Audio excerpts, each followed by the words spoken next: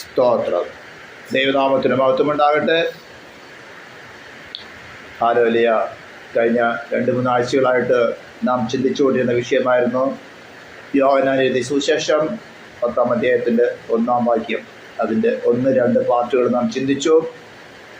ആട് ആരാണ്? സ്തോത്രം. വളരെ ഹൃസ്വമായിട്ട് പറഞ്ഞാൽ, ഷോർട്ടായിട്ട് പറഞ്ഞാൽ, ദൈവ കുടുംബത്തിൽ ജനിക്കപ്പെട്ടവരാണ് ആമേൻ സ്തോത്രം ആടുകളായി തീരുന്നുള്ളൂ. മറ്റ് ഏതെല്ലാം ഉപദേശങ്ങളോ മതങ്ങളുടെയോ സഭകളുടെയോ സംഘടനകളുടെയോ ഉപദേശങ്ങൾ കൊണ്ടൊന്നും തന്നെ ദൈവ കുടുംബത്തിൽ ജനിക്കാത്ത ഒരു വ്യക്തി ഈ ആട്ടിൻ തൊഴുത്തിലല്ല. വളരെ വ്യക്തമായിട്ട് മനസ്സിലാക്കണം. ഇതിന് ചില ലോയെല്ലാം ഉണ്ട്. ദൈവരാജ്യം എക്സിസ്റ്റ് ചെയ്യുന്നത് ദൈവത്തിൻ്റെ ഓർബിട്രറി വില്ലിലല്ല, ദൈവത്തിൻ്റെ സ്വേച്ഛ അധികാരത്തിലല്ല ദൈവരാജ്യം നിലനിൽക്കുന്നത്. അനേകർക്കൊരു തെറ്റിദ്ധാരണയുണ്ട്. ദൈവം തൻ്റെ ഇഷ്ടം പോലെ തൻ്റെ സ്വേച്ഛ അധികാരത്തിലാണ് ദൈവം എല്ലാം പ്രവർത്തിച്ചിരുന്നത്. നോ, അങ്ങനെയാണെങ്കിൽ അവർ ഏറ്റവും വലിയ സാത്താനേക്കാളും വലിയ സാത്താനാകും. ദൈവം സ്വേച്ഛാധികാരത്തിലല്ല ചെയ്യുന്നത്. ദൈവത്തിൻ്റെ ഹൃദയത്തിൽ എഴുതപ്പെട്ട ഒരു നിയമമുണ്ട്. അതാണ് ദൈവരാജ്യത്തിൻ്റെ നിയമം. അതിനെ പറയുന്ന പേരാണ് ദ ലോ ഓഫ് ഗാഡ്. സ്തോത്രം. ആ ദൈവരാജ്യത്തിലേക്കാണ് മനുഷ്യരായി നമ്മെ വിളിക്കുന്നത്. ആ ദൈവരാജ്യത്തിൻ്റെ നിയമം ദൈവം ആ മൺകൂടാരമായിരുന്ന ആദാമിലേക്ക് അവൻ്റെ ജീവശ്വാസം ഊതിയപ്പോൾ അവൻ ജീവനുള്ള ദേഹിയായി തീർന്ന സമയത്ത് തന്നെ അത് ലോയും അവൻ്റെ ഹൃദയത്തിൽ എഴുതപ്പെട്ടിരുന്നു. എന്നാൽ ലോ തെറ്റിച്ചതാണ് മനുഷ്യന് ഈ അനർത്ഥത്തിന് എല്ലാത്തിനും കാരണം. വീണ്ടും അതിലേക്ക് പ്രവേശിക്കണമെങ്കിൽ ദൈവനീതിക്ക് ഒരു തൃപ്തി വരാത്തിടത്തോളം, ഒരു സാറ്റിസ്ഫൈഡ് ആയിട്ടുള്ള സാക്രിഫൈസ് നടത്താത്തോടത്തോളം ദൈവരാജ്യത്തിൽ ഇമ്പ്യൂണിറ്റി കടന്നു വരാതെ, അതായത് തെറ്റ് ചെയ്താൽ ശിക്ഷിക്കപ്പെടുകയില്ലെന്നുള്ള മനോബന്ധം കടന്നു വന്ന് ദൈവരാജ്യത്തിലെ പ്രജകൾ വീണ്ടും വീണ്ടും തെറ്റ് ചെയ്ത് ദൈവരാജ്യത്തിന് നിലനിൽപ്പ് പോലും മോശമായി തീരത്തക്കവണ്ണം അനുവദിക്കുന്നവനല്ല ദൈവം. തന്റെ സ്വേച്ഛാധികാരത്തിൽ പാപക്ഷമ കൊടുക്കാൻ കഴിയുന്നവനല്ല ദൈവം. പ്രോപ്പറായിട്ടുള്ള സ്യൂട്ടബിൾ ആയിട്ടുള്ള ഒരു അറ്റോൺമെന്റ് ഇല്ലാത്തോടത്തോളം ദൈവനീതി, ദൈവിക ഭരണകൂടം ചെയ്ത മനുഷ്യനോട് ക്ഷമിക്കുവാൻ ദൈവത്തിന് അധികാരമില്ല, ദൈവത്തിന് സാധ്യമല്ല. നിങ്ങൾക്ക് വേണ്ട വചനങ്ങൾ വേണമെങ്കിൽ കൊണ്ടുവരാം, 100 കണക്കിന് വചനങ്ങൾ തന്നെ ഞാൻ വേണമെങ്കിൽ എടുത്തു തരാം. യേശുക്രിസ്തു പാപങ്ങൾ ക്ഷമിക്കുന്ന കാര്യം പറഞ്ഞിരിക്കുന്നു. നിന്റെ പാപങ്ങൾ ക്ഷമിച്ചിരിക്കുന്നു. അനേക സ്ഥലങ്ങൾ പറഞ്ഞിട്ടുണ്ട്. പക്ഷെ ക്ഷമിക്കുന്നതിന്റെ കണ്ടീഷൻ ഉണ്ട്. ഇന്ന് തോന്നിയ പോലെയൊക്കെ ജീവിച്ചിട്ട് ദൈവസന്നിധിയിൽ കടന്നു വന്നിട്ട് ഹോ ഹല്ലേലൂയ ഹല്ലേലൂയ എന്ന് പറഞ്ഞാലൊന്നും ദൈവം പ്രസാദിക്കുകയില്ല. ആട്. ഇനി താഴോട്ട് വരുന്നത് നമ്മൾ പഠിച്ച വാക്യം, എൻ്റെ ആടുകൾ എൻ്റെ ശബ്ദം കേൾക്കുന്നു, അന്യന്മാരുടെ ശബ്ദം കേൾക്കാതെ കൊണ്ട് അവൻ വിട്ടു ഓടിപ്പോകുന്നു. ഇവിടെയാണ് പെന്തിക്കോസ്ത് ഗോളം പോലും വീണ് കിടക്കുന്നത്. ഞാൻ വളരെ ഭയത്തോടു കൂടെ ആ ഒരു 2 വാക്യം ഒന്ന് പറയാൻ ആഗ്രഹിക്കുന്നത്. പെന്തിക്കോസ്ത് ഗോളത്തിൽ തന്നെ 99.9% ഇന്ന് അന്യന്മാരുടെ ശബ്ദത്തിലാണ് നടക്കുന്നത്. മറ്റു ഓർത്തഡോക്സ് പെന്തിക്കോസ്ത് അല്ലാത്ത മറ്റ് കത്തോലിക്കരൊക്കെ ഇതിനകത്ത് അടങ്ങപ്പെട്ട് കിടക്കുകയാണ്. അതിൻ്റെ കൂടെ കിടന്ന് അതേ സ്പിരിറ്റ് വഹിച്ചുകൊണ്ട് ഇന്ന് പെന്തിക്കോസ്തിനകത്ത് തന്നെ ശിവന്റെ ആത്മാവിൽ അന്യഭാഷ പറയുന്നവരുണ്ട്, കൃഷ്ണന്റെ ആത്മാവിൽ അന്യഭാഷ പറയുന്നവരുണ്ട്, മറിയയുടെ ആത്മാവിൽ അന്യഭാഷ പറയുന്നവരുണ്ട്. ഇതൊന്നും മറിയ കൃഷ്ണൻ ശിവനല്ല, ദുഷ്ടാത്മാക്കൾ. അന്യഭാഷ വിവേചിക്കുകയും അറിയാം. അതുകൊണ്ട് വളരെ സീരിയസ് ആയിട്ട് പറയുന്നത്, വീണ്ടും ജനനം പ്രാപിക്കാത്ത ഒരൊറ്റൊരുത്തനും പോലും ദൈവത്തിന്റെ ആട്ടിൻ കൂട്ടത്തിലുള്ളതല്ല, ആട്ടിൻ തൊഴുത്തിലുള്ളതല്ല. ഇതിനെക്കുറിച്ച് സ്ട്രെസ് ചെയ്തിട്ടാണ് ഞാൻ പറയാൻ ആഗ്രഹിക്കുന്നത്. വീണ്ടും ജനനം വളരെ വളരെ ഈസിയാണ്. ദൈവത്തിന്റെ ആത്മാവിനാലാണ് സംഭവിക്കുന്നത്. കർത്താവ് തന്നെ വളരെ വ്യക്തമായിട്ട് പറഞ്ഞത്, അവനെ കൈക്കൊണ്ട് അവന്റെ നാമത്തിൽ വിശ്വസിക്കുന്ന ഏവർക്കും ദൈവമക്കളാനുള്ള അധികാരം അവൻ കൊടുത്തു. ഹല്ലേലൂയ. അവൻ രക്തത്തിൽ നിന്നല്ല, പുരുഷന്റെ ഇഷ്ടത്താലല്ല, ആമേൻ, ദൈവത്തിൽ നിന്ന് അത്ര ജനിച്ചത്. ഇതെല്ലാം കഴിഞ്ഞ ആഴ്ച വളരെ വ്യക്തമായിട്ട് 2-3 മെസ്സേജുകൾ പറഞ്ഞ. കാരണം ഇന്നും പലരും മെസ്സേജുകൾ കേൾക്കുന്നുണ്ട്, വീണ്ടും ജനനം പ്രാപിക്കാത്തവര്. കത്തോലിക്കനെ പറയും പുനർജനന സ്നാനം കൊണ്ടങ്ങ് ജനിച്ചു എന്ന്. നടക്കുന്ന കാര്യമല്ല. ഓരോരോ മതങ്ങൾക്കും അതിൻ്റെ ഇഷ്ടത്തിനനുസരിച്ചുകൊണ്ട് മതങ്ങളെ വേണമെങ്കിൽ ഉണ്ടാക്കാം, സംഘടനകൾ ഉണ്ടാക്കാം. പക്ഷെ ദൈവ രാജ്യത്തിലേക്ക് പ്രവേശിക്കണമെങ്കിൽ ദൈവവചനം അനുശാസിക്കുന്ന വിധത്തിൽ തന്നെ നടന്നേ ഒക്കെയുള്ളൂ. കർത്താവ് തന്നെ വീണ്ടും എടുത്തു പറഞ്ഞിട്ട് ആത്മാവിനാൽ ജനിച്ചത് വേറെ, ജഡത്താൽ ജനിച്ചത് വേറെ. വെള്ളത്താലും ആത്മാവിനാൽ ജനിക്കണം. ഇതെല്ലാം വളരെ ഡീറ്റെയിൽ ആയിട്ട് കഴിഞ്ഞ എപ്പിസോഡുകളിൽ, കഴിഞ്ഞ ആഴ്ചകളിലൊക്കെ വളരെ വിശദമായിട്ട് സംസാരിച്ചതാണ്.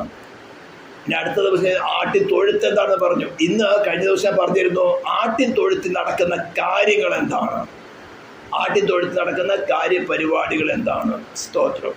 ഇതിനെക്കുറിച്ചാണ് നമുക്ക് ചിന്തിക്കേണ്ടത്. ഞാൻ വാക്യം വീണ്ടും വായിക്കുന്നു. യോഹന്നാൻ എഴുതിയ സുവിശേഷം 10-ാം അധ്യായത്തിൻ്റെ 1-ാം വാക്യം. ആമേൻ ആമേൻ, ഞാൻ നിങ്ങളോട് പറയുന്നു, ആട്ടിൻ തൊഴുത്തിൽ വാതിലൂടെ കടക്കാതെ വേറെ വഴിയായി കയറുന്നവൻ കള്ളനും കവർച്ചക്കാരനുമാകുന്നു. നമുക്ക് വീണ്ടും പ്രാർത്ഥിക്കാം. പരിശുദ്ധമായ ദൈവമേ, സ്വർഗീയ പിതാവേ, അനുഗ്രഹീതമായിട്ടുള്ള ഈ നല്ല സന്ധ്യാസമയത്തിനായി വാഴ്ത്തുന്നു, സ്തുതിക്കുന്നു. നിന്റെ സ്നേഹത്തിനായി, നിന്റെ കരുതലിനായി സ്തോത്രം ചെയ്ത് കർത്താവേ. തിരുവഴുത്തുകളെ ധ്യാനിപ്പാന്നോണം. ഈ ശബ്ദം കേൾക്കുന്ന ഓരോ വ്യക്തികളെ ഹൃദയ കണ്ണുകളെ കർത്താവ് ചെവികളെ തുറക്കുമാറാകണമേ എന്ന് പ്രാർത്ഥിക്കുന്നു. ഈ എളിവിന്റെ നാവിനെ അഭിഷേകം ചെയ്തിരിക്കാൻ സ്തോത്രം ചെയ്ത് കർത്താവേ. മാനുഷിക ശബ്ദമിട വേണ്ട കർത്താവേ. ഞങ്ങളെ വിശദീകരിക്കുന്ന, ഞങ്ങൾ നീതീകരിക്കുന്ന കർത്താവിന്റെ മഹത്വമേറിയ വചനം കർത്താവേ ഇന്ന് പരിശുദ്ധ ആത്മാവിൽ മാത്രം സംസാരിപ്പനടിയാകട്ടെ. ഈ ശബ്ദം കേൾക്കുന്ന ഓരോരുത്തർക്കും കർത്താവേ നിന്റെ മഹത്വം കാണുവാൻ, നിന്റെ രക്ഷ അനുഭവിച്ചറിവാൻ, വീണ്ടും ചലനം അനുഭവിച്ചറിവാൻ കർത്താവ് സഹായിക്കുമാറാകണമേ എന്ന് പ്രാർത്ഥിക്കുന്നു. പ്രാർത്ഥന കേട്ടതിനായി സ്തോത്രം, യേശു ക്രിസ്തുവിന്റെ നാമത്തിൽ തന്നെ. ആമേൻ. ഹല്ലേലൂയ. ഇന്ന് നമ്മൾ സ്പെസിഫിക് ആയിട്ട് ചില കാര്യങ്ങൾ ചിന്തിക്കാൻ പോകുന്നത് ഈ ചർച്ച് ഓഫ് ക്രൈസ്റ്റ് അല്ലെങ്കിൽ ഈ ആട്ടിൻ തൊഴുത്തില് നടക്കുന്ന ചില കാര്യപരിപാടികളുണ്ട്. സ്തോത്രം. ഇതിനെ ഒന്ന് ശരിക്കും മനസ്സിലാക്കി ഞാൻ വീണ്ടും ജനനം പ്രാപിച്ചോ ഇല്ലയോ എന്ന് കഴിഞ്ഞ 2 എപ്പിസോഡുകളിൽ കൂടെ വളരെ വ്യക്തമായിട്ട് മനസ്സിലാകും. വീണ്ടും ജനനം പ്രാപിക്കാത്തവര് കർത്താവേ എനിക്ക് ദൈവ കുടുംബത്തിൽ ജനിക്കണം. പരിശുദ്ധാത്മാവ് ഇടപെടുന്ന രീതികൾ ഞാൻ ഫസ്റ്റ് എപ്പിസോഡിൽ പറഞ്ഞിരുന്നു. പരിശുദ്ധാത്മാവ് ദൈവവചനത്തിൽ കൂടെ നമ്മുടെ അടുത്ത് ഇടപെടും, സ്വപ്നങ്ങളിൽ കൂടെ ഇടപെടാം, ദൈവദാസന്മാരിൽ കൂടെ ഇടപെടാം. പല വിധത്തിലും ഒരു ഏതെല്ലാം മീഡിയ ഉപയോഗിക്കണമോ 4-5 രീതികൾ ഞാൻ പറഞ്ഞു തന്നിരുന്നു. കർത്താവ് തന്നെ പറഞ്ഞിരുന്നു, സ്തോത്രം, വെള്ളത്താലും ആത്മാവിനാലും ജനിക്കാത്തവർ. അപ്പോസ്തലൻ പത്രോസ് പറഞ്ഞിരിക്കുന്നു, കിടന്ന ബീജത്താലല്ല, കെടാത്തതും ജീവനുള്ളതും നിലനിൽക്കുന്നതുമായ ദൈവവചനത്താൽ തന്നെ നാം വീണ്ടും ജനിച്ചിരിക്കുന്നു. യാക്കോബ് തന്നെ ലേഖനത്തിൽ പറഞ്ഞിരിക്കുന്നത്, സത്യത്തിന്റെ വചനത്താൽ നമ്മെ ജനിപ്പിച്ചിരിക്കുന്നു. ഹല്ലേലൂയ. ഇങ്ങനെ പല പല രീതിയിലും അപ്പോസ്തലൻ പൗലോസ് എഴുതിയിരിക്കുന്നു, ഞാനല്ലോ നിങ്ങളെ ക്രിസ്തുവെ ജനിപ്പിച്ചത്. അപ്പോൾ പല മീഡിയകൾ ഉപയോഗിക്കുന്നുണ്ടെങ്കിലും ഇതിനകത്ത് വീണ്ടും ജനിക്കപ്പെടുന്നവൻ ആക്റ്റീവാണോ? ഇതൊരു പാസീവായിരിക്കും, അല്ലെങ്കിൽ ഒരു മനോബോധത്തിൽ, അല്ലെങ്കിൽ ഒരു പ്രത്യേക ഇമോഷനിലോ മറ്റൊന്നും നടക്കുന്ന കാര്യമല്ല. നമ്മുടെ ഫ്രീ വില്ലില്, നമ്മുടെ സെൽഫിനെ റിനൗൺസ് ചെയ്ത്, അതായത് നമ്മുടെ അൾട്ടിമേറ്റ് ഇന്റൻഷന് ഇതുവരെയും സെൽഫിന്റെ ഗ്രാറ്റിഫിക്കേഷൻ ആയിരുന്നു.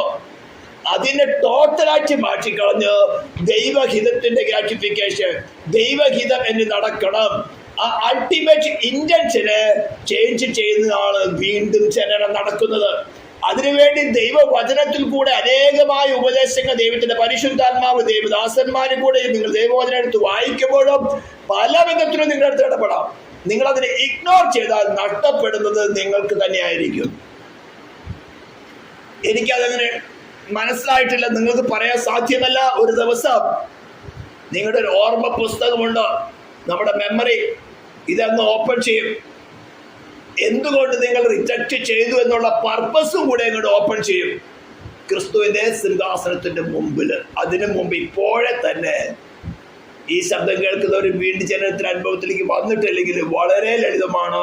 ഉയർത്തെഴുന്നേറ്റവനായ ക്രിസ്തുവിനെ നിങ്ങളുടെ ഹൃദയത്തിൽ വാഴുവാൻ, അവയെ സ്തോത്രം, അവന്റെ ഭരണം നിങ്ങളുടെ ഹൃദയത്തിൽ കൂടെ നടക്കുവാൻ, നിങ്ങളിൽ കൂടെയും അവൻ സ്വർഗത്തിൽ എപ്രകാരം ഭരണം നടത്തുന്നുവോ അതേപോലെ നിങ്ങളിൽ കൂടെയും ഭരണം നടത്തുവാൻ ഏൽപ്പിച്ചു കൊടുക്കുക. ഇത് ഏൽപ്പിച്ചു കൊടുത്താൽ വേറൊരുത്തനല്ല വന്ന് ജനിക്കുന്നത്. പിന്നെ നിങ്ങൾക്ക് തന്നെ അറിയാം നിങ്ങളുടെ പേഴ്സണാലിറ്റിക്ക് വരുന്ന ചേഞ്ചസ്, ലോകത്തോടുള്ള നിങ്ങളുടെ അറ്റാച്ച്മെന്റ്, നിങ്ങൾ സ്ലോവിൽ മാറുന്നത് എന്താ നിങ്ങളോട് പിടിച്ചു പറിക്കുന്നതല്ല. അതെല്ലാം മൊറാലിറ്റിയാണ്. അത് ചെയ്യരുത്, ഇങ്ങനെ ചെയ്യരുത്, അങ്ങനെ ചെയ്യരുത്, ഇങ്ങനെ ചെയ്യരുത് പഠിപ്പിക്കുന്നതല്ല വിശ്വാസ ജീവിതം. ക്രിസ്തു നിങ്ങളുടെ ഹൃദയത്തിൽ വന്നാൽ ഏറ്റവും യോഗ്യമായ രീതിയിൽ നിങ്ങളെ നടത്തുന്നതാണ്. അല്ലാതെ അങ്ങനെ ചെയ്യരുത്, ഇങ്ങനെ ചെയ്യരുത്, ആഭരണം ധരിക്കരുത്, ആ വസ്ത്രം ധരിക്കരുത്, ഇങ്ങനെ ചെയ്യണം, അങ്ങനെ ചെയ്യണം, ഇതെല്ലാം മൊറാലിറ്റിയാണ്. മൊറാലിറ്റി അല്ല ദൈവസഭയുടെ അടിസ്ഥാന ഉപദേശങ്ങൾ. ഹല്ലേലൂയ. സ്തോത്രം. ഇന്ന് നമുക്ക് സ്പെസിഫിക് ആയിട്ട് ചില വിഷയങ്ങൾ ചിന്തിക്കേണ്ടതുണ്ട്. അതിനകത്ത് പ്രധാനപ്പെട്ട കാര്യം നമുക്ക് ചിന്തിക്കേണ്ടത് എന്താണ്? സ്തോത്രം. ഈ ആട്ടിൻതൊഴുത്ത് എന്ന് പറയുന്നത് എങ്ങനെയാണ് പണിയപ്പെടുന്നത്? ആട്ടിൻതൊഴുത്തിൽ നടക്കുന്ന കാര്യങ്ങൾ എന്താണെന്ന് ശരിയായിട്ട് മനസ്സിലാകാത്തത് കൊണ്ടാണ് ഇന്ന് ഈ വിശ്വാസ ഗോളത്തിൽ അനേക സംഘടനകൾ വന്നിരിക്കുന്നത്. വളരെ സ്പെസിഫിക് ആയിട്ട് ദൈവവചനത്തിൽ അപ്പോസ്തലന്മാർ വളരെ വ്യക്തമായിട്ട് തന്നെ എഴുതി വെച്ചിട്ടുണ്ട്. അപ്പോൾ ആട്ടിൻതൊഴുത്ത് എങ്ങനെയാണ് ആട്ടിൻതൊഴുത്ത് എന്നുള്ള കാര്യം തന്നെ ആദ്യമായിട്ടൊന്ന് ചിന്തിക്കാം. എഫേസ്യ ലേഖനം 2-ാം അധ്യായത്തിന്റെ ഒരു 14 തുടങ്ങിയുള്ള വാക്യങ്ങൾ ഞാൻ വായിക്കാൻ ആഗ്രഹിക്കുകയാണ്. എഫേഷ്യൻസ് 19 നമുക്ക് വായിക്കേണ്ടത്. ഏതെങ്കിലും അതിന്റെ അവിടേക്ക് പോകുന്നതിന് മുമ്പ് കുറച്ച് കാര്യങ്ങളോട് വായിച്ചിട്ട് പോകാം.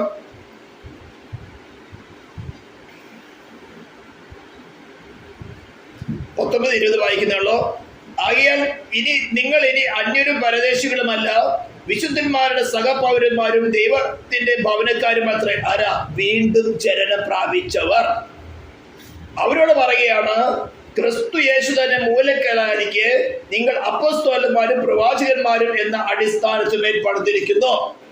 അപ്പൊ ഈ പണിതിരിക്കുന്നതിനെ കുറിച്ചുകൊണ്ട് എങ്ങനെയാ ചില ഉപമകളായിക്കൊണ്ട് അപ്പോസ്തലന്മാർ വളരെ കൃത്യമായി ചില കാര്യങ്ങൾ പറഞ്ഞിട്ടുണ്ട്. അത് നമുക്ക് വായിക്കാം. 1 കൊരിന്ത്യർ ലേഖനം സ്തോത്രം 12-ാം അധ്യായത്തിന്റെ 12-ാം വാക്യം. 1 Corinthians chapter 12 verse 12. ശരീരം ഒന്നും അതിന് അവയവങ്ങൾ പലതും, ശരീരത്തിന്റെ അവയവം പലതായിരിക്കെ എല്ലാം ഒരു ശരീരം ആയിരിക്കുന്നത് പോലെ ആകുന്നു ക്രിസ്തുവും. അപ്പോൾ ഈ ചർച്ച് ഓഫ് ക്രൈസ്റ്റിന് അല്ലെങ്കിൽ ഈ ആട്ടിൻതൊഴുത്തിന് ഒരു രീതിയിൽ ഉപമിച്ചിരിക്കുന്നതാണ് ഒരു മനുഷ്യ ശരീരത്തോട്. വീണ്ടും വായിക്കണം, കുറച്ച് ആഴത്തിലുള്ള വാക്യമാണ് അത്. സ്തോത്രം. ശരീരം ഒന്നും അതിന് അവയവം പലതും, ശരീരത്തിന്റെ അവയവം പലതായിരിക്കെ എല്ലാം ഒരു ശരീരം ആയിരിക്കുന്നത് പോലെ ആകുന്നു ക്രിസ്തുവും. അപ്പോൾ ഈ ശരീരത്തിന്റെ തലയെ കുറിച്ചുകൊണ്ട് നമ്മൾ കുറച്ച് നാളുകൾക്ക് മുമ്പ് കാണാപ്പാഠം പഠിച്ച വചനമാണ് കൊളോസ്യ ലേഖനം 1-ാം അധ്യായത്തിന്റെ 18-ാം വാക്യം വായിക്കുകയാണെങ്കിൽ,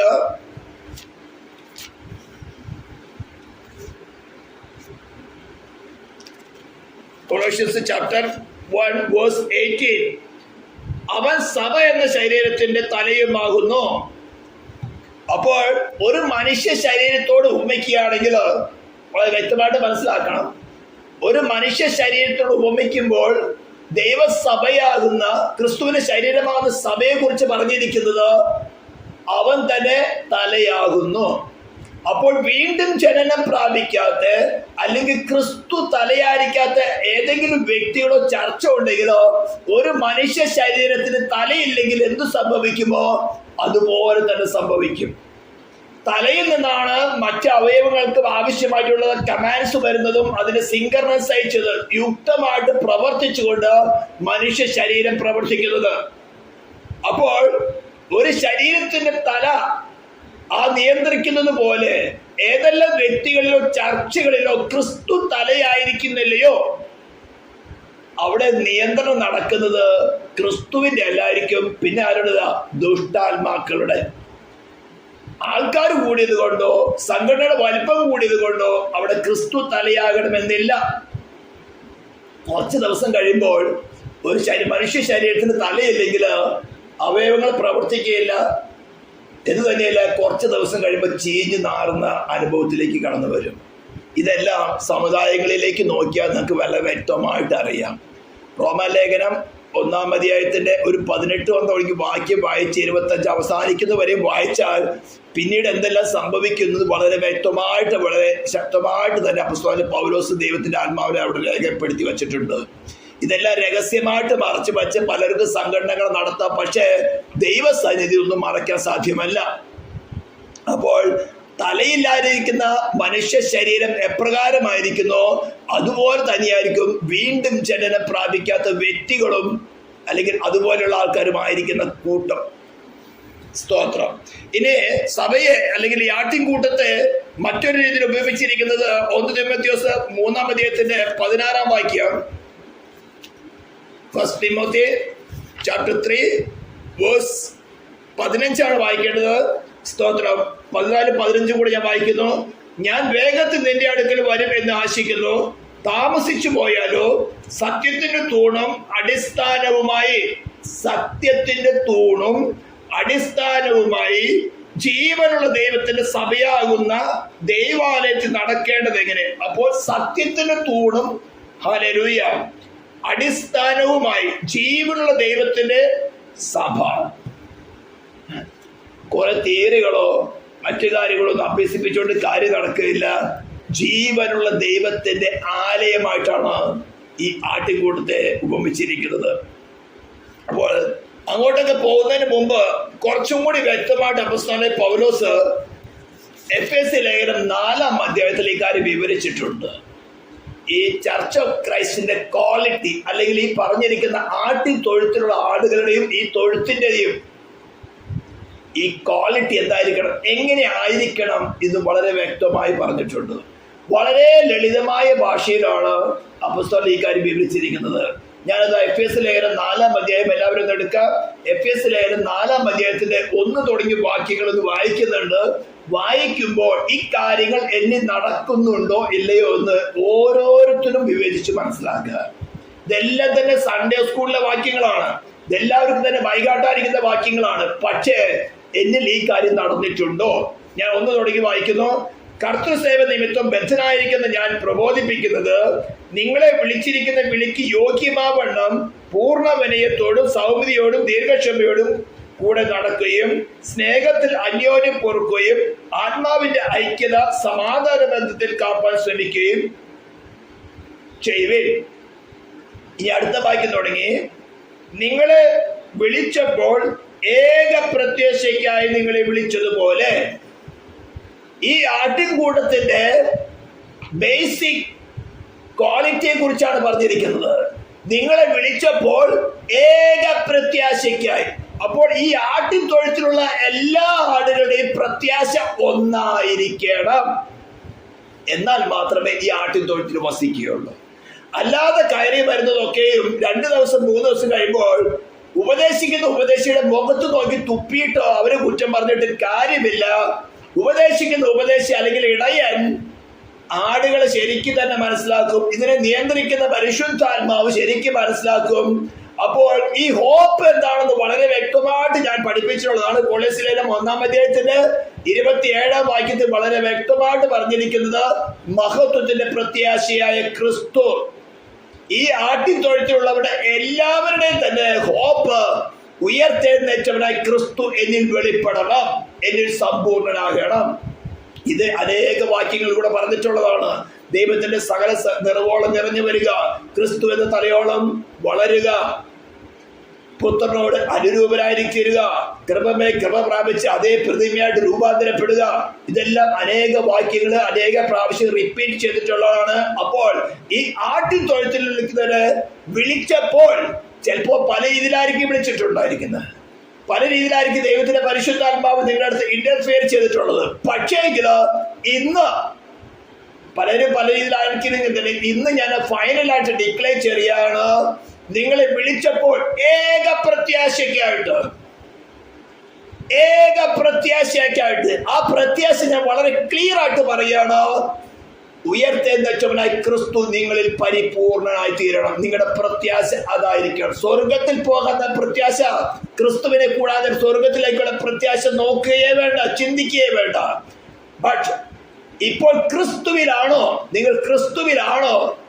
ഇപ്പോൾ നിങ്ങൾ സ്വർഗത്തിൽ തന്നെയാണ്. ഇതെല്ലാം അടിസ്ഥാന വേദോപദേശികൾ പറഞ്ഞിട്ടുള്ളതാണ്. ക്രിസ്തുയേശുവിൽ അവരോട് കൂടെ ഉയർത്തെഴുന്നേൽപ്പിച്ച് സ്വർഗസ്ഥലങ്ങളിൽ ഇരുത്തപ്പെടുകയും ചെയ്തു.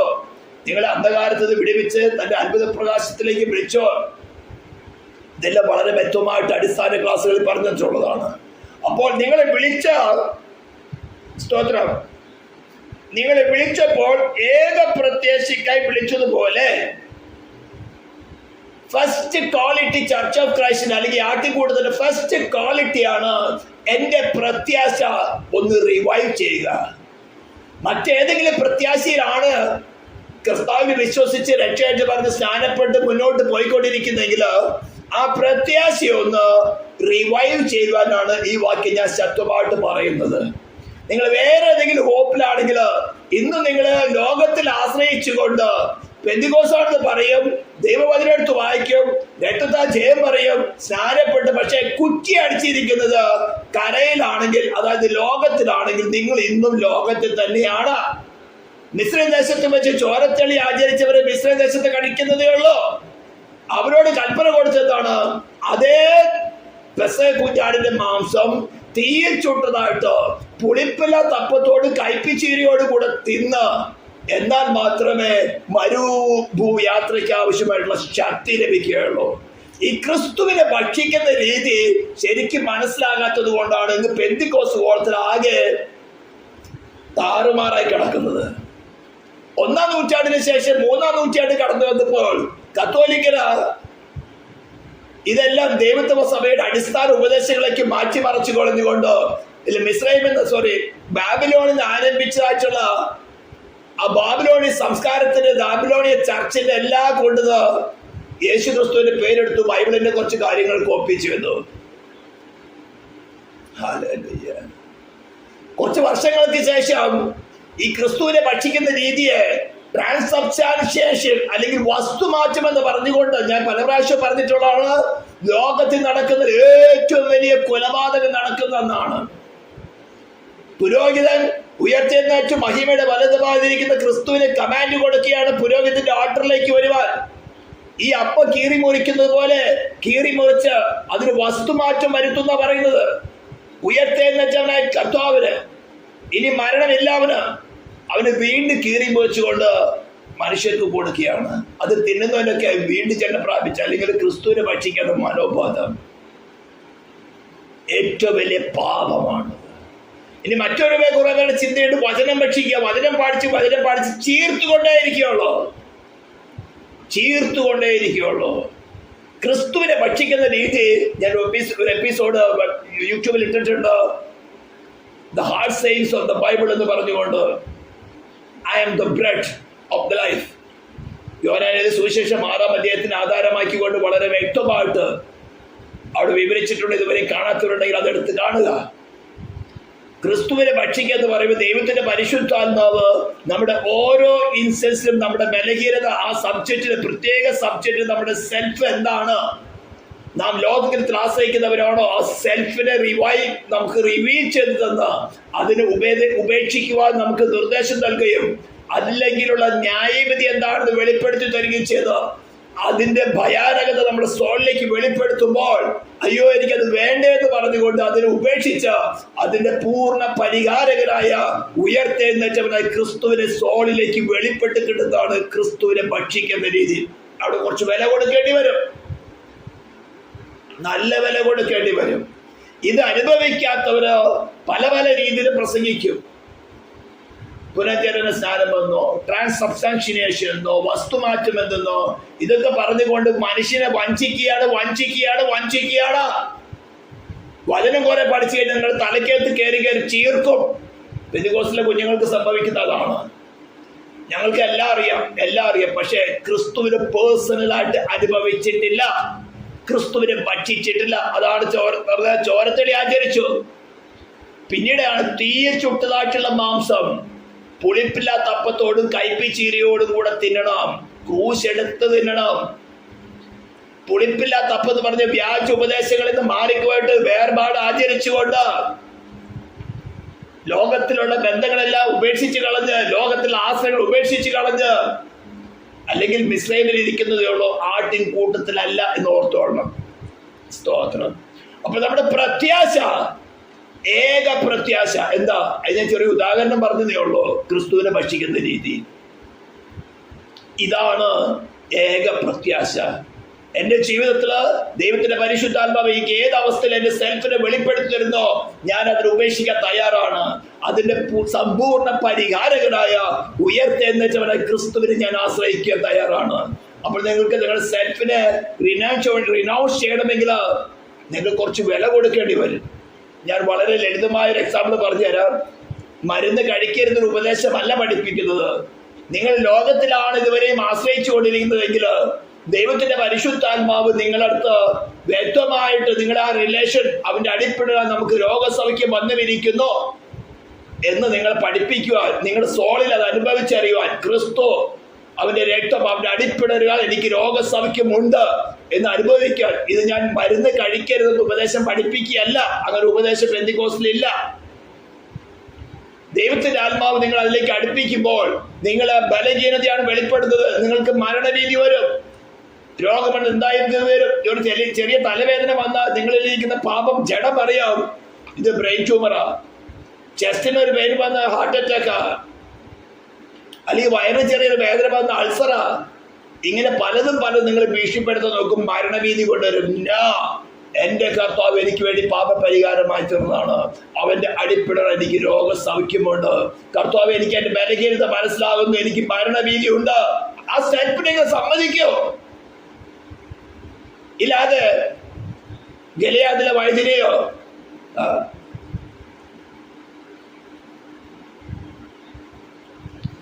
യഗസ്യാവിന്റെ കാലത്ത് അത്തിപ്പഴം കൊണ്ടുവന്ന് പരുവും മേലിട്ട കഥയൊക്കെ പറഞ്ഞുകൊണ്ട് ആശ്രയിക്കുകയാണ്. നിങ്ങൾ മിസ്രൈമിൽ ഇരിക്കുന്നതേ ഉള്ളൂ, ലോകത്തിലേക്ക് കുറ്റി അടിച്ചിരിക്കുന്നതേ ഉള്ളൂ, ഈ വക കുറ്റികളൊക്കെ അറുക്കണം. അത്തിയിലെ കൂട്ടി തന്നെ ആദാമും ഹവ്വയും യഹോവയുടെ മുമ്പിൽ നിന്നു അഗ്നിജ്വാലയ്ക്കത്തോടെ കണ്ണുള്ളവന്റെ അടുത്ത് മറയ്ക്കുവാനാണ് അത്തിയിലെ കൂട്ടി തരുന്നത്. ഈ വക ഏതെല്ലാം അത്തിയിലെ കൂട്ടി, ഏതെല്ലാം സംഘടനകൾ, ഏതെല്ലാം വ്യാജോപദേശങ്ങൾ തന്നിരിക്കുന്ന അത്തിയിലെ ഉള്ളിൽ മറിഞ്ഞിരിക്കുന്നുണ്ടോ, ഈ അത്തിയിലേക്ക് വലിച്ചു കീറി കളയാൻ ദൈവത്തിന്റെ പരിശുദ്ധാത്മാവ് ഇതിലെ ഉപദേശങ്ങൾ കൂടെ ഈ അത്തിയിലേകളൊക്കെ വെളിപ്പെടുത്തി തരികയാണ്. ഇതിനൊക്കെ വലിച്ചു കീറി കളഞ്ഞിട്ട് കർത്താവേ ഞാൻ നഗ്നനാണ് ഒന്ന് സമ്മതിക്കുക, ഞാൻ നഗ്നയാണ് സമ്മതിക്കുക. അയ്യോ എന്റെ പാപം മുഖാന്തരം ഞാൻ നഗ്നനായിപ്പെട്ടു, എനിക്ക് പരിഹാരകനായ ക്രിസ്തു ഉയർത്തെഴുന്നേറ്റവനായ ക്രിസ്തുവിനെ സ്വീകരിക്കാൻ തയ്യാറാണ്. ആ രക്ഷാവസ്ത്രം എനിക്ക് തന്നാട്ടെ കർത്താവ് എന്ന് ഏൽപ്പിച്ചു കൊടുക്കാൻ സൗജന്യമായിട്ട് തരുന്നതാണ്, സൗജന്യമായിട്ട്. ഹല്ലേലൂയ. അപ്പോൾ നമ്മൾ വിളിച്ചപ്പോൾ പലരും പല രീതിയിലായിരിക്കും വിളി ഏറ്റെടുത്തിരിക്കുന്നത്. പക്ഷേ ദൈവം വിളിക്കുന്ന വിളി ഒന്നേ ഉള്ളൂ, ഏക പ്രത്യാശിക്കുകയുള്ളൂ, ഉയർത്തെഴുന്നേറ്റവനായ ക്രിസ്തുവിനെ ധരിക്കുക. ഓരോരോ ഇൻസ്റ്റൻസിലും നമ്മളുള്ള സെൽഫിനെ വെളിപ്പെടുത്തി തരുമ്പോൾ ആ സെൽഫിനെ റിനൗൺസ് ചെയ്ത് എന്നേക്കുമായി എനിക്കിത് വേണ്ടേ വേണ്ട എന്ന് പറഞ്ഞുകൊണ്ട് ഇവൻ ക്രിസ്തുവിനെ സ്വീകരിക്കേണ്ടത് മരിക്കേണ്ടി വന്നാലും കർത്താവ് തന്നെ പറഞ്ഞിരിക്കുന്നേ, സ്വന്തം ജീവനെ നേടുന്നവനെ കളയുന്നവൻ അത് നേടും, നിത്യജീവനെ നേടും. ഹല്ലേലൂയ. അപ്പോൾ പ്രത്യാശ പല വിധത്തിലാണെങ്കിലും ഇപ്പോഴത് റിവൈവ് ചെയ്യുക. എൻ്റെ പ്രത്യാശ എന്താണ്? എനിക്ക് ഓരോ ഇൻസ്റ്റൻസ് ഞാൻ ഉയർത്തെന്ന് വെച്ചാൽ ക്രിസ്തുവിനെ എൻ്റെ ഹൃദയത്തിൽ സ്വീകരിക്കുന്നുണ്ടോ, അല്ല ഞാൻ വീണ്ടും പഴയ എൻ്റെ ജഡത്തിൽ അല്ലെങ്കിൽ ലോകാശ്രയങ്ങൾ ആശ്രയിച്ചു പോവുകയാണോ? ഇതിനൊക്കെ നിങ്ങൾക്ക് വേണ്ടത്ര ഉപദേശങ്ങളോ ഈ ലോകത്തിൽ ആശ്രയിക്കാൻ കിട്ടും, ദൈവവചനത്തിൽ തന്നെ കിട്ടും. പക്ഷെ അവിടെ നിന്ന് ക്രിസ്തുവിനെ ലഭിക്കുകയില്ല. ഹല്ലേലൂയ. അടുത്തതെന്നാണ് സ്തോത്രം. നിങ്ങളെ വിളിച്ചപ്പോൾ ഏക പ്രത്യാശിക്കായി നിങ്ങളെ വിളിച്ചതുപോലെ ശരീരം ഒന്ന്. ശരീരം ഒന്നേ ഉള്ളൂ, ഈ ആട്ടിൻ തൊഴുത്ത് ഒന്നേ ഉള്ളൂ. താഴോട്ട് വരുമ്പോൾ വാക്യങ്ങൾ പറയാനുണ്ട്. ആട്ടിൻ തൊഴുത്ത് പലതില്ല. IPC ഒരു ആട്ടിൻ തൊഴുത്ത്, ചർച്ച് ഓഫ് ഗോഡ് ഒരു ആട്ടിൻ തൊഴുത്ത്, AG ഒരു ആട്ടിൻ തൊഴുത്ത്, സ്വതന്ത്രന്മാരൊരു ആട്ടിൻ തൊഴുത്ത്, കത്തോലിക്കൽ ഒരു ആട്ടിൻ തൊഴുത്ത്, പിന്നെ ഓർത്തഡോക്സിൽ തന്നെ മാവ കക്ഷി, തിരുമേനി കക്ഷി, ഇങ്ങനെ ഒരു ഓർത്തഡോക്സ്, കത്തോലിക്കലും കുറെ കക്ഷികളുണ്ട്. ഇങ്ങനെ വേറെ വേറെ തൊഴുത്തുകളൊന്നുമില്ല, ഒരു തൊഴുത്തേ ഉള്ളൂ, ശരീരം ഒന്ന്. എനിക്ക് അവരോട് ചെറിയ പ്രശ്നമുണ്ട്. ഞാൻ ദൈവവചനം വായിക്കുന്നു, ഞാൻ 21 ദിവസം 30 ദിവസം ഉപവസിക്കുന്നു, 40 ദിവസം ഉപവസിക്കുന്നു, ഒരു ദിവസം കൂടി 41 ഞാൻ ഉപവസിക്കാം. ഇതിന് ചെറിയൊരു ഉദാഹരണം വേണമെങ്കിൽ പറയാം. രാജാക്കന്മാരുടെ പുസ്തകത്തിലാണ്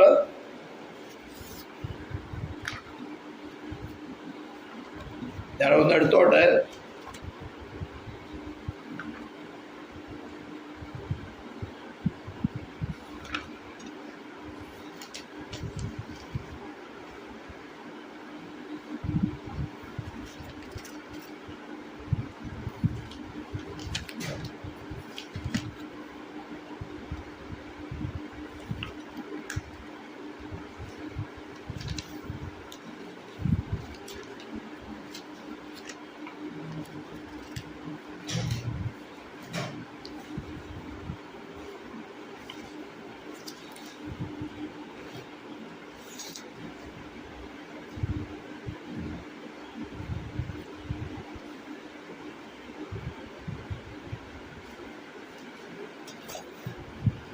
ആ 1 രാജാക്കന്മാരുടെ പുസ്തകം 12-ാം അധ്യായത്തിന്റെ 21 തുടങ്ങി. First king chapter 12 verse 21 onwards.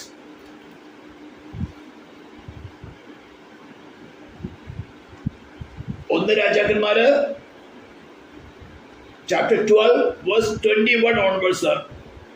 Rehoboam യെരൂശലേമിൽ വന്ന ശേഷം ഇസ്രായേൽ ഗൃഹത്തോട് യുദ്ധം ചെയ്ത് രാജ്യത്വം ശലോമോന്റെ മകനായ രഹബിയാമിനെ വീണ്ടുകൊള്ളേണ്ടതിന് അവൻ യഹൂദ ഗൃഹം മുഴുവനിലും ബെന്യാമിന്റെ ഗോത്രത്തിൽ നിന്ന് ശ്രേഷ്ഠ യോദ്ധാക്കളായ 1,80,000 പേരെ ശേഖരിച്ചു. എന്നാൽ ദൈവപുരുഷനായ ശെമയ്യാവിന് ദൈവത്തിന്റെ അരുളപ്പാട് ഉണ്ടായതെന്താ? നീ ശലോമോന്റെ മകനായി യഹൂദ രാജാവായ രഹബയാമിനോടും യഹൂദയോടും ബെന്യാമിന്റെയും സകല ഗൃഹത്തോടും ശേഷം ജനത്തോടും പറയുക, നിങ്ങൾ പുറപ്പെടരുത്, നിങ്ങളുടെ സഹോദരന്മാരായ ഇസ്രായേൽ മക്കളോട് യുദ്ധം ചെയ്യുമരുത്, ഓരോരുത്തരും താന്താന്റെ വീട്ടിലേക്ക് മടങ്ങി പോകുകയും ഈ കാര്യം എന്റെ ഹിതത്താൽ ഉണ്ടായിരിക്കുന്നു എന്നിപ്രകാരം യഹോവ അരുളി ചെയ്യുന്നു.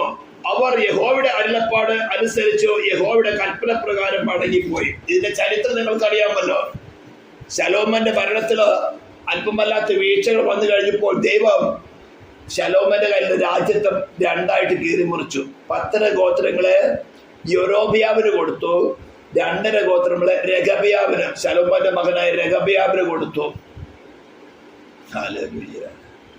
അതിനുശേഷം ഉണ്ടായ ഒരു യുദ്ധത്തെ കുറിച്ച് കൊണ്ട് പറഞ്ഞ കാര്യമാണ്. ഇത് ദൈവഹിതത്താൽ സംഭവിച്ചു. എന്താ? ശരീരം ഒന്ന് വിളിച്ചപ്പോൾ ഏക പ്രത്യാശിക്കായിട്ട് വിളിക്കുക. ഈ പ്രത്യാശയിൽ മാറ്റം വന്നു കഴിയുമ്പോൾ ചിലപ്പോൾ ദൈവം ഇതുപോലെ ചില മാറ്റിക്കളയും. ശലോമോനോട് നേരത്തെ വളരെ വ്യക്തമായിട്ട് പറഞ്ഞിരുന്നു, നിന്റെ പിതാവായ ദാവീദിന്റെ വഴികളിൽ നീ നടന്നാൽ നിനക്ക് നല്ലതാ. പക്ഷേ ആദ്യം ചെന്ന് കഴിച്ചത് ഫറവോന്റെ മകളെയാണ് വിവാഹം കഴിച്ചത്. അത് കഴിഞ്ഞ് അയൽപ്പക്കങ്ങളിലുള്ള എല്ലാ ജാതികളുടെ രാജാക്കന്മാരുടെയും മക്കളെയും വിവാഹം കഴിച്ചു. നീ അധികം കുതിരകളെ സമ്പാദിക്കരുതെന്ന് പറഞ്ഞ് മിസ്രൈം ദേശത്ത് നിന്ന് നല്ല വില കൊടുത്തുകൊണ്ട് കുതിരകളെ കൊണ്ടുവന്നു. എന്ത് അരുതെന്ന് പറഞ്ഞോ അതൊക്കെ ചെയ്തു. 2 പ്രാവശ്യം നേരിട്ട് വന്ന് യഹോവയോട് സംസാരിച്ചു. ദൈവത്തിന് വേണ്ടി ഏറ്റവും വലിയ ആലയം പണിത് ശലോമോൻ സംഭവിച്ചു പോയതാണ്. മോശ സമാഗമനം കൂടാതെ തീർത്തപ്പോഴും ശലോമോൻ ദൈവത്തിന് വേണ്ടി ആലയം പണിതപ്പോഴും ദൈവത്തിന്റെ തേജസ് അവിടെ ഇറങ്ങി വന്നപ്പോൾ 2ഇടത്തും പറഞ്ഞിരിക്കുന്നത് മോശയ്ക്ക് അവിടെ നിൽക്കാൻ സാധിച്ചില്ല. ശലോമോൻ പണിത ആലയത്തിലും ദൈവത്തിന്റെ തേജസ് ഇറങ്ങി വന്നപ്പോൾ അവിടെ പറഞ്ഞിരിക്കുന്നത് യഹോവയുടെ തേജസ് നിമിത്തം പുരോഹിതന്മാർക്ക് അവിടെ നിൽക്കാൻ സാധിച്ചില്ല. അതായത് ദൈവ ആലയം പണിത് കഴിഞ്ഞാൽ, ആദ്യം തൊഴുത്ത് പണിത് കഴിഞ്ഞാൽ പിന്നെ പണിതവർക്കല്ല അവിടെ സ്ഥാനം, പുരോഹിതന്മാർക്കല്ല അവിടെ സ്ഥാനം. ആരവിടെ വന്നോ അവരാണ് മഹത്വം. ദൈവ തേജസ് ഇറങ്ങിക്കഴിഞ്ഞാൽ പിന്നെ ആലയം പണിത് ഞാനാണ്, എന്റെ സഭയാണ്, ഞാൻ. ഇങ്ങനെയാണ് ഈ ആട്ടിത്തൊഴുത്തുകൾ അല്ലാത്തൊക്കെ കടന്നു പോയത്. കാരണം എന്താ പറയുക? പ്രത്യാശ മാറിപ്പോവുകയാണ്. ശരീരം ഒന്നേ ഉള്ളൂ. ഞാൻ ഉപവസിക്കുന്നു, ഞാൻ വചനം പഠിക്കുന്നു, ഞാൻ എൻ്റെ പറഞ്ഞുകൊണ്ട് വേറൊരു ശരീരം ഉണ്ടാക്കാൻ നോക്കണ്ട, സാധ്യമല്ല. ദൈവത്തിന്റെ ആത്മാവ് അത് പൊളിക്കും. ശരീരം ഒന്ന്. അപ്പൊ പ്രത്യാശ ഒന്നാണെങ്കിൽ ശരീരം ഒന്നായിരിക്കും. ഈ പ്രത്യാശയ്ക്ക് മാറ്റം വരുന്നത് കൊണ്ടാണ് ശരീരങ്ങൾ വേറെ വേറെ പോകുന്നത്. ഇസ്രായേലിൽ ഇപ്പൊ നിങ്ങൾ കാണുന്നുണ്ടല്ലോ, AD 70 ചിതറിച്ച് കളഞ്ഞ പോലെ ചിതറിച്ച് ജാതികളിലേക്ക് പോയി കോടിക്കണക്കിന് ആൾക്കാരെയാണ് കൊന്നൊടുക്കിയത്. ഹിറ്റ്ലറിന്റെ കാലത്ത് നമുക്ക് അറിയാമല്ലോ, 6 മില്യൺ യഹൂദന്മാരെയാണ് ഗ്യാസ് ചേമ്പറിലിട്ട് കൊന്നൊടുക്കിക്കൊണ്ട് അവിടെ നെയ്യ് ഊറ്റിയെടുത്തു. ഗ്യാസ് ചേമ്പറിലിട്ട് ചെന്നിടങ്ങളൊക്കെയും അവർക്ക് ഒരു പിടിപാട് കിട്ടാതെ വണ്ണം അവർ ഓടിക്കായിരുന്നു. പക്ഷേ അവിടേക്ക് ദുഷിക്കപ്പെട്ട ദൈവത്തിന്റെ വചനം, യഹോവയുടെ നാമത്തെ പ്രതികൊണ്ട് ദൈവം നേരത്തെ പറഞ്ഞു. എഹെസ്കേൽ പ്രവചന പുസ്തകം 33-ാം അധ്യായം വായിച്ചാൽ അറിയാം. ഹല്ലേലൂയ. അവരെ വീണ്ടും കൊണ്ടുവരുന്ന കാര്യത്തെ കുറിച്ച് പറഞ്ഞു. എഹെസ്കേൽ പ്രവചനം 37-ാം അധ്യായത്തില് ചിതറിക്കിടക്കുന്ന ഏറ്റവും ഉണങ്ങിയ അസ്ഥികളെ നോക്കിക്കൊണ്ട് പ്രവചിക്കാൻ പറഞ്ഞു. പ്രവാചകൻ പ്രവചിച്ചപ്പോൾ അസ്ഥിയോട് ചലനമുണ്ടായി. അസ്ഥിയോട് വന്നു ചേർന്നതുപോലെ ഈ വക പ്രസംഗങ്ങൾ കേൾക്കുമ്പോൾ ഇന്ന് യൂട്യൂബുകളിൽ ശരിയായ പ്രസംഗങ്ങൾ ധാരാളമുണ്ട്. 99% വ്യാജ പ്രസംഗങ്ങളാണെങ്കിലും വ്യാജാത്മാവിന്റെ പ്രദർശനമാണെങ്കിലും അവിടെയും ഇവിടെയും ദൈവത്തിന്റെ പരിശുദ്ധാത്മാവ് ശക്തിയോട് ഇടിമുഴക്കുന്നതായിട്ടുള്ള ദൈവവചനം പ്രസംഗിക്കുന്നുണ്ട്. വീണ്ടും ജനനം പ്രാപിച്ച അസ്ഥികൂടങ്ങള്, പ്രത്യാശയിൽ വ്യതിചലിച്ചു പോയിരിക്കുന്ന അസ്ഥികൂടങ്ങൾക്ക് ചലനം സംഭവിക്കട്ടെ. അസ്ഥിയോട് വീണ്ടും ജനനം പ്രാപിച്ചത് വീണ്ടും ജനനം പ്രാപിച്ചതിനോട് വന്നു ചേരട്ടെ. അതിനെ മാംസം പിടിക്കപ്പെടട്ടെ, ത്വക്ക് വരട്ടെ, ഞരമ്പ് വരട്ടെ. ഞരമ്പില്ലായാൽ മാത്രമേ സെൻസേഷൻ ഉണ്ടാകുകയുള്ളൂ. ഹല്ലേലൂയ. ദൈവസഭയ്ക്കകത്ത് തന്നെ ഒരാൾക്കൊരു രോഗമെന്നാൽ കൊരിന്ത്യർ വളരെ വ്യക്തമായിട്ട് പറഞ്ഞിട്ടുണ്ട്, ഒരുവന് കഷ്ടത വന്ന് എല്ലാവരും കൂടെ കഷ്ടം അനുഭവിക്കുന്നു. ഒരുവൻ ആശ്വാസം, സമാധാനം, സന്തോഷം കിട്ടുന്നത് എല്ലാവരും കൂടെ സന്തോഷിക്കുന്നു. ഞരമ്പില്ലാത്തത് കൊണ്ട് എന്താ സെൻസേഷൻ സംഭവിക്കുന്നില്ല. ഇത് കാണുന്നല്ലോ, ലോകത്തെ മുഴുവനും ഒറ്റയ്ക്ക് നിന്നുകൊണ്ട് വിറപ്പിക്കുന്ന മഹാസൈന്യമായിട്ട് ഇസ്രായേൽ ചേർന്നു. അതേപോലെ ദൂഷ്ടാത്മ ലോകത്ത് മുഴുവനും വിറപ്പിക്കുന്നതാണ് ദൈവസഭ. അതിനുവേണ്ടെന്നറിയാമോ? ഏക പ്രത്യാശ, ശരീരം ഒന്ന്. അധിക നാൾക്ക് കർത്താവ് ഉപദേശിച്ചുകൊണ്ടിരിക്കില്ല. ഉപദേശിച്ചിട്ടും ഈ ശരീരത്തിലേക്ക് ആട്ടിത്തൊഴുത്ത് വരാത്തതിലേക്ക് വലിച്ചെറിഞ്ഞ് കളയുന്നതും കൂടിയാണ് പരിശുദ്ധാത്മാവ്. ഹല്ലേലൂയ. അപ്പോൾ ശരീരം ഒന്ന്. ഞാൻ വീണ്ടും എഫെസ്യരിലേക്ക് വരികയാണ്.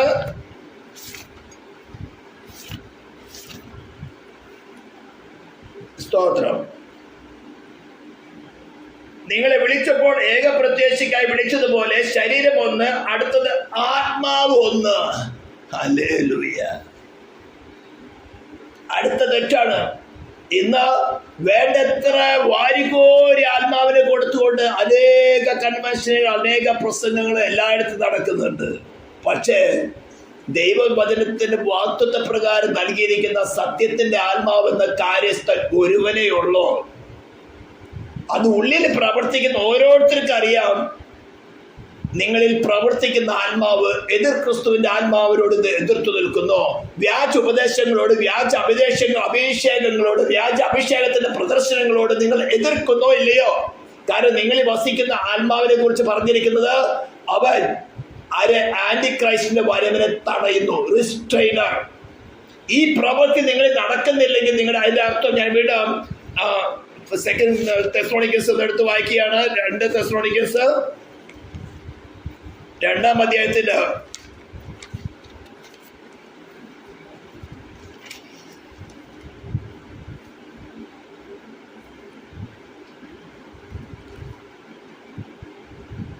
3-ാം വാക്യം തുടങ്ങി വായിക്കുന്നു. ആരും വിധേനയും നിങ്ങൾ ചതിക്കരുത്. ആദ്യമേ വിശ്വാസത്യാഗം സംഭവിക്കുകയും നാശയോഗ്യനും അധർമ്മമൂർത്തിയുമായവനെ വെളിപ്പെടുകയും വേണം. അവൻ ദേവാലയത്തിൽ ഇരുന്നു കൊണ്ട് ദൈവം എന്ന് നടിച്ച് ദൈവമെന്നോ പൂജാവിഷയമെന്ന പേരുള്ള സകലത്തിനു മീതെ തന്നെത്താൻ ഉയർത്തുന്ന എതിരാളി അത്രേ. നിങ്ങളോട് കൂടെ ഇരിക്കുമ്പോൾ തന്നെ ഞാൻ ഇത് നിങ്ങളോട് പറഞ്ഞു എന്ന് ഓർക്കുന്നില്ലയോ? അവൻ സമയത്തിനു മുമ്പേ വെളിപ്പെടാതിരിക്കേണ്ടത് ഇപ്പോൾ തടുക്കുന്നത് എന്തെന്ന് നിങ്ങൾ അറിയുന്നു. അധർമ്മത്തിന്റെ മർമ്മം ഇപ്പോഴേ വ്യാപരിക്കുന്നുണ്ട്. ഇതുവരെ തടുക്കുന്നവൻ വഴിയിൽ നിന്ന് നീങ്ങിപ്പോക മാത്രമാണ്. അപ്പോൾ ആന്റി ക്രൈസ്റ്റിന്റെ ഫിസിക്കലായിട്ടുള്ള അപ്പിയറൻസ്, അതിനു മുമ്പ് സ്പിരിച്വൽ ആയിട്ടുള്ള അപ്പിയറൻസ് ആണ് വ്യാജ ഉപദേശങ്ങള്, വ്യാജ അഭിഷേകത്തിന്റെ പ്രവൃത്തികള്, വ്യാജ അന്യഭാഷ, വ്യാജ തീയറക്കലൊക്കെ നടക്കുന്നത്. ഇതിനോട് നിങ്ങളിൽ വസിക്കുന്ന ആത്മാവ് എതിർക്കുന്നുണ്ടോ അല്ലെങ്കിൽ അതിനോട് അനുകൂലപ്പെടുന്നുണ്ടോ? അവര് ദൈവ മക്കളല്ലേ, അത് ദൈവ പ്രവൃത്തിയല്ലെന്ന് നിങ്ങൾ ചിന്തിക്കുന്നുണ്ടെങ്കിൽ നിങ്ങളിലും വ്യാജാത്മാവാണ്.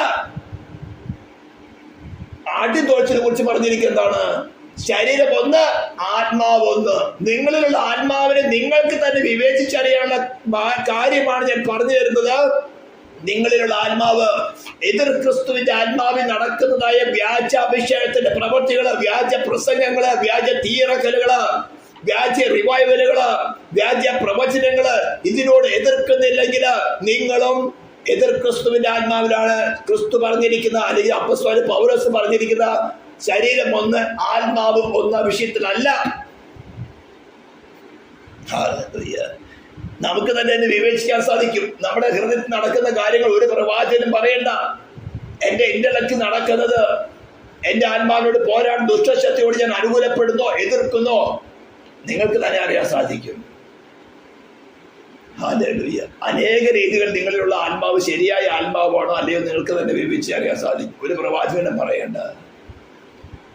അപ്പോൾ നിങ്ങളെ വിളിച്ചപ്പോൾ ഏക പ്രത്യാശയ്ക്കായി വിളിച്ചതുപോലെ ശരീരം ഒന്ന്, ആത്മാവ് ഒന്ന്, കർത്താവ് ഒരുവൻ. ഇത് പ്രസംഗിക്കണമെങ്കിൽ അനേക പ്രസംഗങ്ങൾ വേണം. ഹല്ലേലൂയ. കർത്താവ് ഒരുവൻ. ഇന്ന് അനേക കർത്താക്കളുണ്ട്. പെന്തിക്കോസ്ത് ഗോളത്തിൽ തന്നെയുണ്ട് കർത്താക്കന്മാർ അനേകം. കരുണയുടെ കർത്താവ്, സൗഖ്യമാക്കുന്ന കർത്താവ്, അന്യഭാഷ പറയുന്ന കർത്താവ്, വ്യാജ ദർശനങ്ങൾ കൊടുക്കുന്ന കർത്താവ്, താടി മീശുള്ളവൻ. ഇത് അനേക രൂപങ്ങൾ പെന്തിക്കോസ്റ്റിനകത്ത് പോലും കടന്നു വരുന്ന കാര്യം എന്താറിയാമോ? വ്യാജ പ്രസംഗങ്ങളും വ്യാജ അഭിഷേകത്തിന്റെ പ്രവൃത്തികളും കേൾക്കുമ്പോ അവരും മനുഷ്യരല്ലയോ, അവരും ദൈവമക്കളല്ലയോ, അവരും ദൈവത്തെ അല്ലേ സേവിക്കുന്നത്, അവര് ദൈവമല്ലേ എടുത്ത് ഉപയോഗിക്കുന്നതിന്റെ വ്യാജമായിട്ടുള്ള ഇൻഫ്ലുവൻസുകൾ നിങ്ങളുടെ ഹൃദയത്തിലേക്ക് വരുമ്പോൾ അങ്ങനെ ചിന്തിച്ച് അതിനോട് അനുകൂലപ്പെട്ട് കഴിഞ്ഞാൽ നിങ്ങളും അതിന് അടിമപ്പെടുകയാണ്. പത്രോസ് വളരെ വ്യക്തമായിട്ട് എഴുതിയിരിക്കുന്നു, നിങ്ങൾ ഏതിനോട് തോൽക്കുന്നുവോ അതിന് അടിമപ്പെടുന്നു. അതിനോട് എതിർത്ത് നിൽക്കുവാനാണ് പറഞ്ഞിരിക്കുന്നത്. നമ്മൾ അടുത്ത വാക്യം ചിരിക്കാൻ പോകുന്നുണ്ട്. 10 യോഹന്നാൻ 10 അടുത്ത വാക്യം നമ്മൾ നടപ്പണം പഠിച്ച വാക്യങ്ങള്. അന്യന്മാരുടെ ശബ്ദം അറിയായിക്കൊണ്ട് അവയെ വിട്ട് ഓടിപ്പോകുന്നു. കെട്ടിപ്പിടിക്കാനല്ല പറഞ്ഞിരിക്കുന്നത്. സ്തോത്രം. കർത്താവ് ഒരുവൻ. ആരാ? ഉയർത്തെഴുന്നേറ്റവനെ വേറൊരുവനാകേണ്ടതാണ്. ഹല്ലേലൂയ. അപ്പോസ്തലൻ പൗലോസ് റോമാലേഖനത്തിൽ വളരെ വ്യക്തമായി പറഞ്ഞിരിക്കുന്നത് ഉയർത്തെഴുന്നേറ്റവനായി വേറൊരുവനാകേണ്ടി. അതൊന്ന് എടുത്തു വായിക്കാൻ ആഗ്രഹിക്കുകയാണ്. പല പ്രാവശ്യം പറഞ്ഞിട്ടുള്ള റോമാലേഖനം 7-ാം അധ്യായത്തിന്റെ 4-ാം വാക്യമാണ്. മലയാളത്തിലും തോന്നുന്നു. റോമൻസ് മലയാളത്തില് 4-ാം വാക്യം. റോമാലേഖനം 7-ാം അധ്യായത്തിന്റെ 4-ാം വാക്യം. അതുകൊണ്ട് സഹോദരന്മാരെ, നാം ദൈവത്തിന് ഫലം കായ്ക്കുമാറും മരിച്ചിട്ട് ഉയർത്തെഴുന്നേറ്റവരായ വേറൊരുവനാകേണ്ടതിനാ നിങ്ങളും ക്രിസ്തുവിന്റെ ശരീരം മുഖാന്തരം ന്യായപ്രമാണ സംബന്ധമായി മരിച്ചിരിക്കുന്നു. അപ്പോൾ ദൈവത്തിന് ഫലം കായ്ക്കണമോ? കർത്താവ് ആരായിരിക്കണം? ഉയർത്തെഴുന്നേറ്റവനായി വേറൊരുവൻ. ഇന്ന് അനേകന് പ്രവർത്തിക്കുന്ന ഭൂമിയിൽ അപ്പം നുറുക്കി കൊടുക്കുകയും മുടന്തനെ സൗഖ്യമാക്കുകയും കുരുടന് കാഴ്ച കൊടുക്കുകയും ചെയ്ത ഒരു യേശു. അത് ടെമ്പററി ഒരു അബോർഡാണ്. ഇതിനെ കുറിച്ച് അനേക പ്രസംഗങ്ങളിൽ പറഞ്ഞിട്ടുള്ളതാ. ദൈവത്തിന് ഫലം കായ്ക്കണമെങ്കിൽ ഉയർത്തെഴുന്നേറ്റവനായി സ്വർഗത്തിലും ഭൂമിയിൽ സകല അധികാരമുള്ളവനായി ക്രിസ്തു തന്നെ നിങ്ങളിൽ വസിച്ചുകൊണ്ട് നിങ്ങളിൽ കർത്തൃത്വം നടക്കാൻ നിങ്ങൾ അനുവദിക്കണം. നിങ്ങൾ ഫ്രീ മോറൽ ഏജന്റ് ആയിരിക്കുന്നിടത്തോളം നിങ്ങൾ നിർബന്ധിച്ച് കടക്കുന്നവനല്ല. നിങ്ങൾ ഇടം കൊടുത്ത് അവനുമായിട്ട് അനുസരണത്തിൽ വന്നാൽ മാത്രമേ സാധ്യമുള്ളൂ. ഇനി അനേക കാര്യങ്ങൾ ചിന്തിക്കേണ്ടതുണ്ട്. എല്ലാം കൂടെ ചിന്തിച്ചു കഴിഞ്ഞാൽ ഇന്ന് തലയ്ക്കത്ത് കയറില്ല. അപ്പൊ ഞാൻ 2-3 കാര്യങ്ങൾ എന്ന് പറഞ്ഞുള്ളൂ. ഏക പ്രത്യാശിക്കായിട്ട് വിളിച്ചു. ശരീരം 1, ആത്മാവ് 1, കർത്താവ് ഒരുവൻ. 4 കാര്യങ്ങൾ. ബാക്കിയുള്ള ദൈവകൃപയാണെങ്കിൽ അടുത്ത കാര്യം ചിന്തിക്കാം. ഇത് ഇന്ന് പറയാൻ ആഗ്രഹിച്ചത് ദൈവസഭയിൽ നടക്കേണ്ട പ്രവർത്തികൾ, കാര്യപരിപാടികൾ എന്താണെന്ന് പറയാനാണ്. അതിന്റെ ഒരുക്കം മാത്രമേ ഇന്ന് പറഞ്ഞുള്ളൂ. ദൈവസഭയുടെ ക്വാളിറ്റിയെ കുറിച്ച് പറഞ്ഞോളൂ. ഈ ക്വാളിറ്റി പെർഫെക്റ്റ് ചെയ്തതിന് ശേഷം വേണം ദൈവസഭയ്ക്കകത്ത് നടക്കുന്ന അല്ലെങ്കിൽ ഈ ആട്ടിൻതോഴ്ച നടക്കുന്ന കാര്യപരിപാടികൾ എന്താണെന്ന് പറയാം. അല്ലെങ്കിൽ നിങ്ങൾ ഓടിപ്പോകും. സ്തോത്രം. അപ്പോൾ ദൈവസഭയുടെ ക്വാളിറ്റിയെ കുറിച്ച് അല്ലെങ്കിൽ ആട്ടിൻതോഴ്ചത്തിന്റെ ക്വാളിറ്റിയെ കുറിച്ചാണ് അല്പമായിട്ട് ഇത് വിവരിച്ചത്. ഇനിയും ദൈവകൃപയാണെങ്കിൽ ഒരു മീറ്റിംഗ് കൊണ്ട് നമുക്ക് അത് കൺക്ലൂഡ് ചെയ്യാൻ സാധിക്കുമെന്നാണ് തോന്നുന്നത്. ദൈവശബ്ദം കേൾക്കുന്ന ഓരോരുത്തരെയും സഹായിക്കുമാറാണ്ട് നമുക്ക് പ്രാർത്ഥിക്കാം. പരിശുദ്ധമായ ദൈവമേ, സ്വർഗീയ പിതാവേ, അനുഗ്രഹീതമായിട്ടുള്ള ഈ നല്ല സന്ധ്യാസമയത്തിന്റെ കർത്താവിനെ വാഴ്ത്തുന്നു, സ്തുതിക്കുന്നു. നിന്റെ ആടുകളെ കർത്താവെ നീ ഞങ്ങളെ വിലയ്ക്ക് വാങ്ങിയിരിക്കാൻ സ്തോത്രം ചെയ്യുന്നു. നീ ഞങ്ങളുടെ രക്ഷാനായകനായി ഞങ്ങളുടെ ഇടയെ ശ്രേഷ്ഠനായ കർത്താവെ ഞങ്ങളിലായിരിക്കുന്ന സ്തോത്രം ചെയ്യുന്നു. സ്വർഗത്തിലും ഭൂമിയിലും സകല അധികാരമുള്ളവനായി നീ സ്വർഗത്തിൽ വാഴുന്നത് പോലെ ആ സ്വർഗത്തിലും ഭൂമിയിൽ സകല അധികാരമുള്ളവനായി ഞങ്ങൾ വാണ നിന്റെ പ്രവൃത്തി ഞങ്ങൾ കൂടെ ചെയ്തിരിക്കുന്നതായ സ്തോത്രം. നീ ഭൂരാജാക്കന്മാർക്ക് അധിപതിയായി, ധന്യനായ ഏകാധിപതിയായി, സ്വർഗത്തിലും ഭൂമിയിലുള്ള എന്തിനേയും എന്ത് ചെയ്യുന്ന അധികാരമുള്ളവനായി ഞങ്ങൾ പ്രവർത്തിച്ചാട്ടെ കർത്താവ്. നീ അത് പ്രവർത്തിച്ചുകൊണ്ടിരിക്കാൻ സ്തോത്രം ചെയ്യുന്നു. ഈ ശബ്ദം കേൾക്കുന്ന ഓരോ ജനത്തെയും നിന്റെ നാമത്തെ അനുഗ്രഹിച്ചുകൊണ്ട് പ്രാർത്ഥിക്കുന്നു. ഇസ്രായേലിനെ ഞങ്ങൾ അനുഗ്രഹിച്ചുകൊണ്ട് പ്രാർത്ഥിക്കുന്നു കർത്താവ്. ഒരു മഹാസൈന്യമായി തീരുമെന്ന് പ്രവാചകൻ കൂടെ കർത്താവ് ചെന്ന് പ്രവർത്തിച്ചു കൊണ്ടിരിക്കുന്നല്ലോ. നിന്റെ നാമത്തിൽ നിന്റെ വചനത്തിൽ ഉറപ്പിക്കുന്നതിനായ സ്തോത്രം. അവിടെ തന്നെ കർത്താത്മാവിൽ ജനിച്ച ഞങ്ങള് ഒരു മഹാസൈന്യമായി നിന്റെ വരവിനെ നിങ്ങൾ എതിരാക്കത്തക്കട ഒരുക്കിയാട്ടെ. അസ്ഥിയോട് വന്ന് ചേരട്ടെ കർത്താവ്. നിന്റെ സ്നേഹത്തിനായ സ്തോത്രം, പ്രാർത്ഥന കേട്ടതിനായ സ്തോത്രം. യേശു ക്രിസ്തുവിന്റെ നാമത്തിൽ തന്നെ നമ്മുടെ കർത്താവായ യേശു ക്രിസ്തുവിന്റെ കൃപയും പിതാവായ ദൈവത്തിന്റെ സ്നേഹവും പരിശുദ്ധാത്മാ ദൈവത്തിന്റെ സഹവാസവും കൂട്ടായ്മയും നാം ഓർത്ത് പ്രാർത്ഥിച്ച ഓരോ വിഷയത്തിന്മേല്, നാം കേട്ടതായിട്ടുള്ള ഓരോ വചനത്തിന്മേല്, നാം അനുഗ്രഹിച്ച ഓരോ അനുഗ്രഹത്തിന്മേലും, നാം ചെയ്ത ഓരോ ശുശ്രൂഷകളിന്മേലും നമ്മുടെ കർത്താവായ യേശു ക്രിസ്തുവിന്റെ മേഘ പ്രത്യക്ഷത വരെയും ഈ നിമിഷം തുടങ്ങി പ്രവർത്തിക്കുമാറാകട്ടെ. ക്രിസ്തുയേശുവിൽ ചേർന്ന് നൽകിയ ദൈവത്തെ കരങ്ങൾ ഉയർത്തി നമുക്ക് ഒരിക്കൽ കൂടെ സ്തുതിക്കാം. Hallelujah, hallelujah, hallelujah. ആമേൻ. കർത്താവായ യേശുവേ വരയണമേ.